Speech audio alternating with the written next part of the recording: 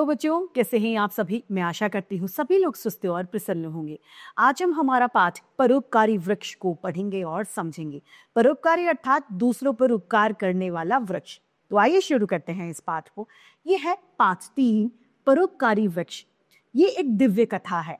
आइए इसे शुरू करें। हिमालय की तलहटी में एक राजा राज्य करता था। एक बार उसके मन में विचार आया कि एक ऐसा महल बनाया जाए जैसे आज तक जिसे किसी ने देखा ना हो। यानी एक बहुत सुंदर महल बनाना चाहता था जिससे कोई भी आज तक किसी ने ऐसा महल ना देखा हो। उसने निश्चय किया कि वह ऐसा अनूठा महल बनाएगा जो केवल एक स्तंभ यानी एक खंबे पर टिका हो। वह स्तंभ यानी वह खंबा उसके राज्य के सबसे बड़े विशाल वृक्ष से बनाया जाएगा। और वो खंबा भी किससे बनेगा? बड़े पेड़ से। हिमालय की ऊंची ऊंची पहाड़ियों में अनेक विशाल वृक्ष होते हैं, यानी बहुत बड़े बड़े पेड़ होते हैं। चीड़, बांस और देवदार के पेड़ वहां पर मुख्यतः पाए जाते हैं। इनमें देवदार के वृक्ष सबसे ऊंचे, सुगंधित और मजबूत पेड़ होते हैं। देवदार का अर्थ होता है देवताओं का वृक्ष, यानी देवताओं का पेड़ देवदार वृक्ष कहलाता है। राजा ने अपने मंत्री को बुलाकर कहा, लकड़हारे को बुलाकर कहिए वे जंगल के सबसे ऊंचे और विशाल यानी बड़े पेड़ के वृक्ष को काट कर ले आए। नन्ही सी राजकुमारी बोली, पिताजी, देवदार पवित्र वृक्ष है, यानी पूजनीय अच्छा वृक्ष होता है। इसकी लकड़ी से तो केवल मंदिर बनाए जाते हैं। राजा बोला, यह तो और भी अच्छी बात है। मेरा महल भी मंदिर जैसा महिमावान बनेगा, यानी महिमा गाने योग्य मेरा महल बनेगा। मंत्री ने पर्वतों से देवदार वृक्ष लाने के लिए अनेक लोगों को भेजा। बहुत सारे लोग भेजे गए। वे लोग कुछ दिनों बाद वापस लौट आए। उन्होंने कहा, महाराज, पर्वतों पर बहुत बड़े बड़े वृक्ष हैं, पर उतने बड़े वृक्ष को इतनी दूर तक खींच कर ला पाना संभव नहीं है, यानी ये असंभव बात है।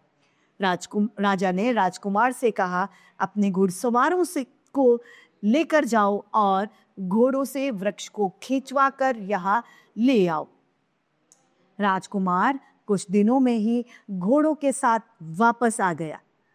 उन्होंने कहा, महाराज, वे वृक्ष इतने विशाल हैं कि हमारे घोड़े उन्हें 1 इंच भी नहीं हिला सकते, यानी इतने ज्यादा बड़े वो पेड़ हैं। राजा ने कहा, ठीक है, अब तुम हाथियों को लेकर जाओ और पेड़ को लेकर आओ। हाथी ऊंची नीची पर्वतों पर चढ़ नहीं पाए और राजा के कारिंदे वापस आ गए, यानी जो भेजे हुए बंदे थे वो वापस आ गए। राजा को बहुत गुस्सा आया। वह बोला, यदि पर्वतों से देवदार वृक्ष नहीं लाया जा सकता तो मैदान में ढूंढो, मैदान में कोई बड़ा पेड़ देवदार का मिल जाए, वहां भी कोई ऐसा विशाल वृक्ष अवश्य दिनीब होगा। ऐसा विशाल वृक्ष ढूंढकर 7 दिन में यहाँ लाया जाए। 7 दिन के अंदर वो क्या करा जाए? पेड़ यहाँ पर लाया जाए। राजा के कारिंदे को महल के निकट ही एक वृक्ष मिल गया, यानी एक पेड़ राजा के महल के पास ही मिल गया। आसपास के गांव के लोग उस वृक्ष की पूजा किया करते थे। वह वृक्ष पेड़ दिव्य, मजबूत और विशाल था। उनका मानना था कि वह वृक्ष अलौकिक है, जिससे उसके राज्य व साम्राज्य की श्री वृद्धि होती है, यानी उसके बढ़ोतरी इसी वृक्ष की वजह से होती है। गांव के लोगों को जब यह ज्ञात हुआ कि राजा ने उस वृक्ष को काटकर उससे अपने महल का स्तंभ बनाने का निर्णय लिया है, तो उन्हें बहुत दुख हुआ। वे फूल मालाएं लेकर उस पेड़ के पास आए, दीपक जलाकर चारों ओर रख दिए और शाखाओं पर मालाएं लटकाकर वेदनापूर्ण यानी दर्द भरे स्वर में गीत गाने लगे। ऐसा लग रहा था जैसे वे ईश्वर से प्रार्थना कर रहे हों कि राजा के विचार बदल जाएं, वो इस पेड़ को न काटे। ये ऐसा सोच रही थी और उन्हें इस भूल के लिए भगवान क्षमा करे। उस रात राजा अपने महल में निद्रा मग्न थे, यानी रात को महल में राजा सो रहे थे। अचानक उनके स्वप्न में चमकते हरे पत्ते के परिधान यानी कपड़ों में लिपटी हुई एक दिव्य मूर्ति उनके सामने प्रकट हुई। पत्तियों की सरसराहट जैसी मधुर आवाज में राजा से बोली, देवदार के इस पेड़ पर मेरा निवास है, यानी देवदार के इस पेड़ पर मैं रहती हूँ। लोगों का कहना है कि आप इस वृक्ष को काटना चाहते हैं। मेरी विनती है कि आप यह विचार त्याग दें, यानी आप इस विचार को भूल जाएं कि आप इस पेड़ को काटेंगे। राजा ने कहा, मैं तो इसे काटने का निश्चय कर चुका हूँ, क्योंकि मेरे निकट के क्षेत्र में एकमात्र यही एक बड़ा पेड़ है जो महल के खंबे के रूप में काम आ सकता है। देवी ने फिर कहा, राजन, विचार कीजिए, मैंने सदैव लोगों का कल्याण किया है, मैंने हमेशा लोगों का भला किया है। इस बात को राजा सोचो। मुझ पर पक्षी रहते हैं, अपना घरौंदा बनाते हैं।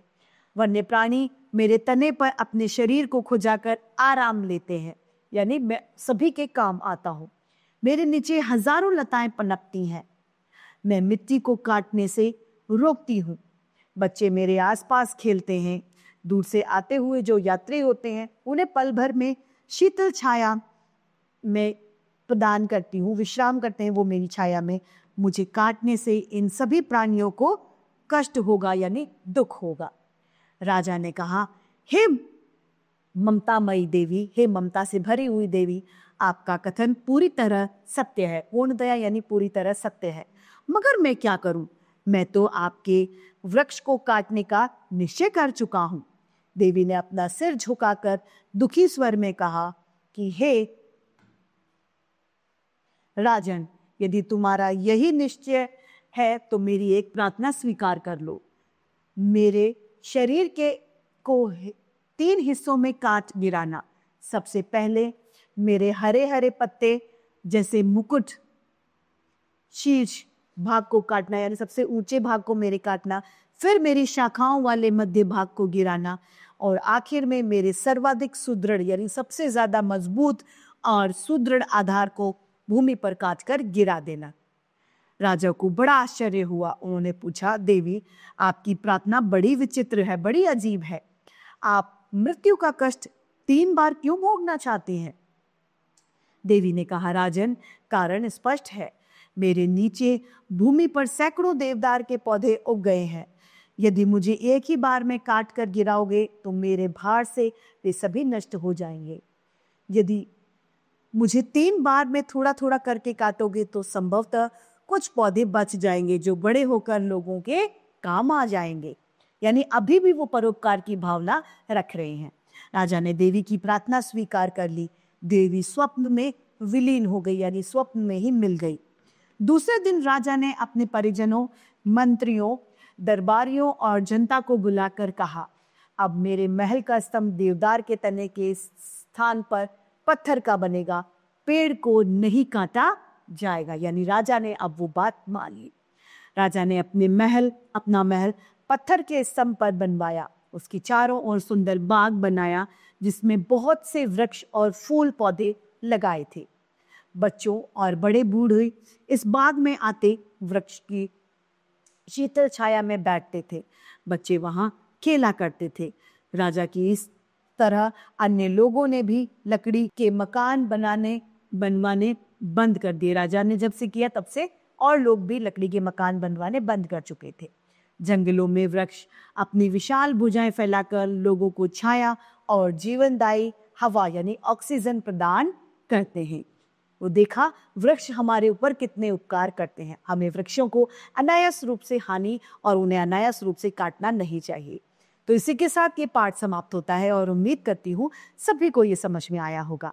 आज के लिए इतना ही, फिर मिलते हैं। धन्यवाद।